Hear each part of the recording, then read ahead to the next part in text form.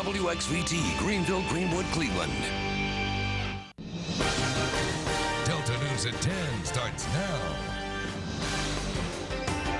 Hi everybody, I'm Kelly Rittenauer. Coming up on your Delta News at 10, hundreds of dollars stolen from a Double Quick gas station. And later, elementary school cheerleaders cheer their way to a scholarship. Those stories in a minute, but first here's Eric with a first look at your weather. Eric?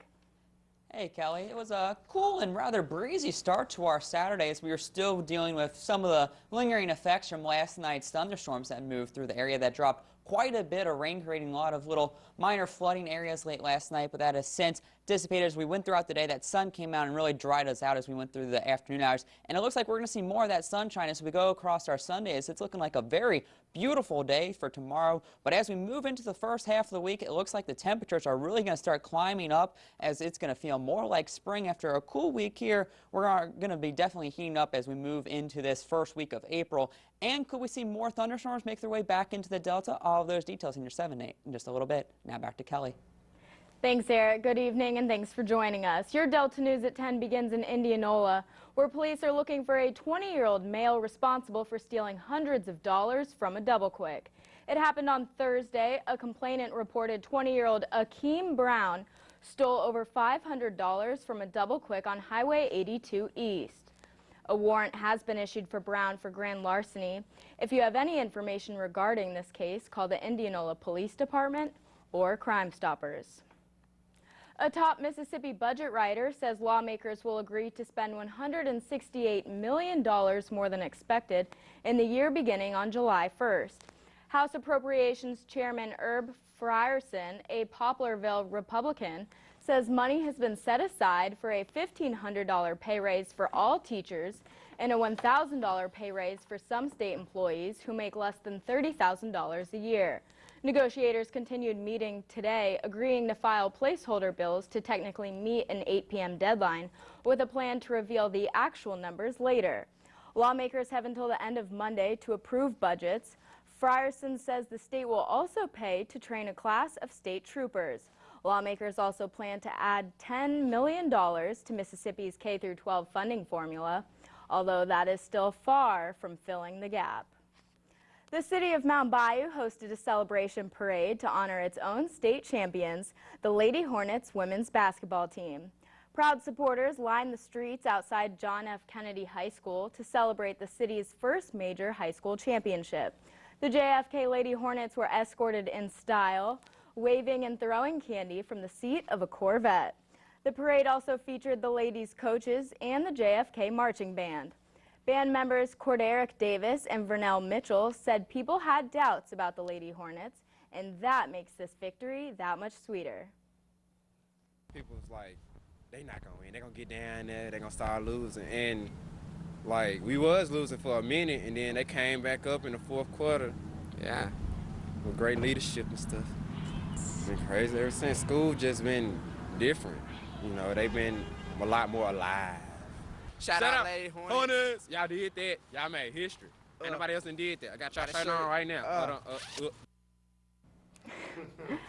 parade also included the boys 1A state champion basketball team from Shaw High School.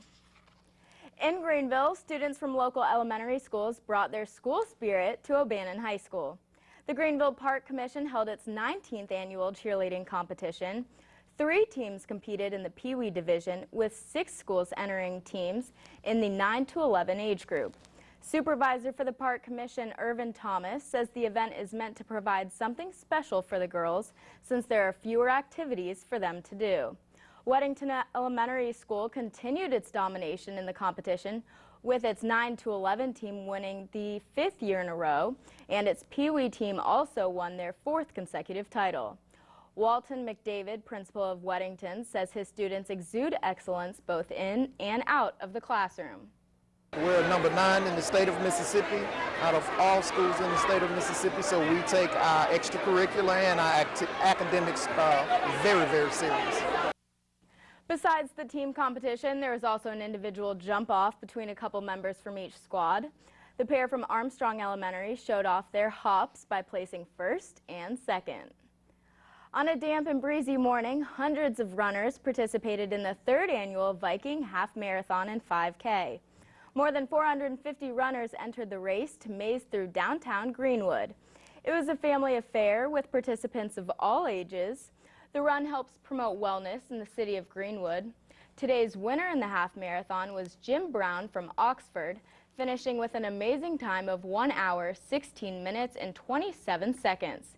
Chamber Director Beth Stevens says what makes this event so unique are the awards for the top finishers. I think the awards that we give at our event are one of the things that make us unique in that they're very artistic, they're very original, and I think that's something that people look forward to every year.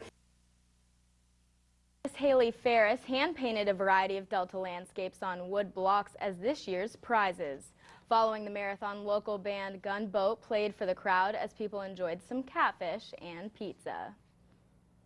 Well, coming up, 30 people are still missing following one of the worst tragedies in Washington state history. We'll have the latest from Washington state, and later, a familiar face in the community has already sold out of her new book. We'll have the details. Now here's Eric with another look at your weather. Eric. After that sun came out this afternoon, we're in for a clear evening across the area, which should allow for the temperatures to cool off rather quickly as we go through the overnight hours. And by tomorrow morning, here's what I expect as you head out the door. Lots of sunshine once again. Winds on the light side of the north at 4 to 7 miles an hour with an 8 a.m. temperature right around 48 degrees. So you might need to get that jacket as you head out the door, but you'll be able to shed that as we go into the afternoon hours. You're watching WXVT. It's your Delta News at 10.